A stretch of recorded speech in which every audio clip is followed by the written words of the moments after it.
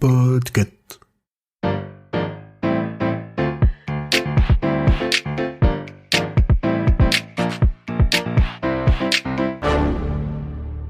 Bonjour, vous avez choisi la réponse D.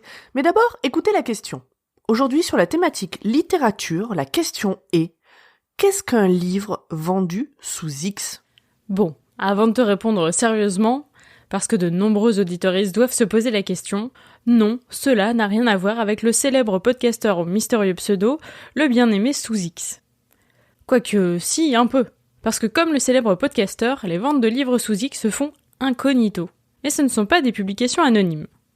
Dans le cas d'une vente sous X, il est question de mystère et de suspense. Et comme moi aussi j'aime bien créer l'attente, je vais pas te donner la réponse comme ça de but en blanc.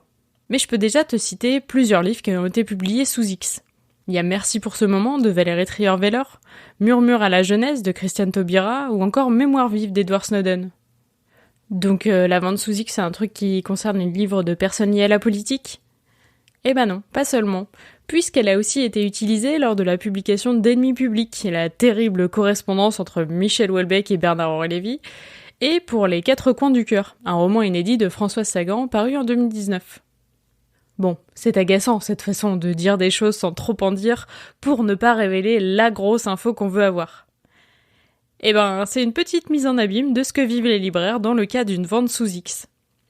Comme je ne suis pas aussi sadique qu'un représentant de maison d'édition, je vais t'expliquer ce que c'est. Pour commencer, allons chez notre libraire.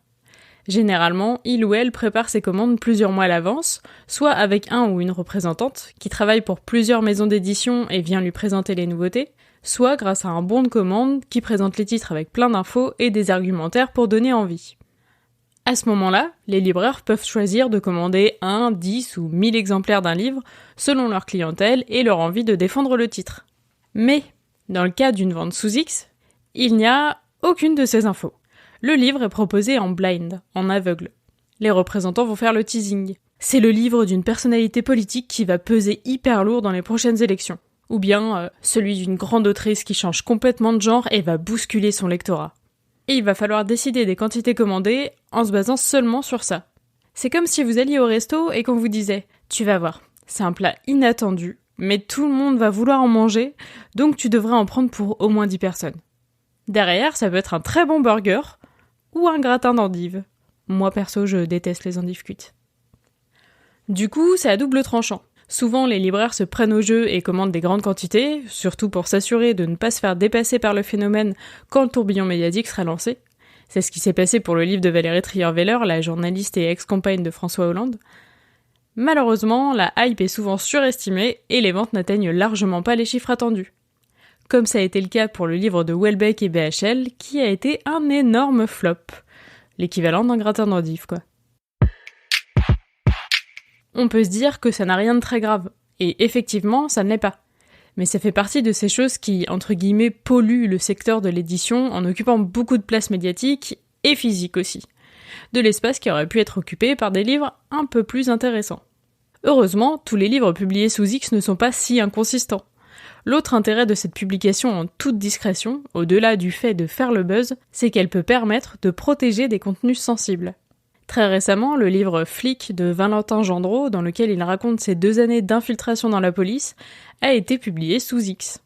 Je peux aussi citer à nouveau le livre d'Edward Snowden comme exemple, puisqu'on se doute que pas mal de monde pouvait avoir envie d'empêcher sa sortie ou de faire pression sur les éditorices.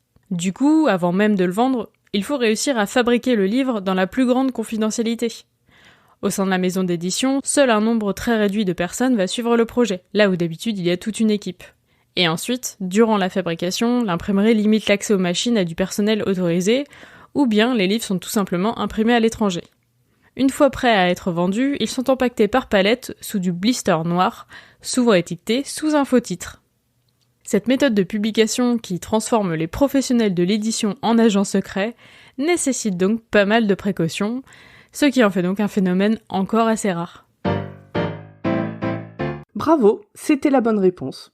Pour aller plus loin sur ce sujet, retrouvez les sources en description. La réponse D est un podcast du label Podcut. Vous pouvez nous soutenir via Patreon ou échanger directement avec les membres du label sur Discord. Toutes les informations sont à retrouver dans les détails de l'épisode.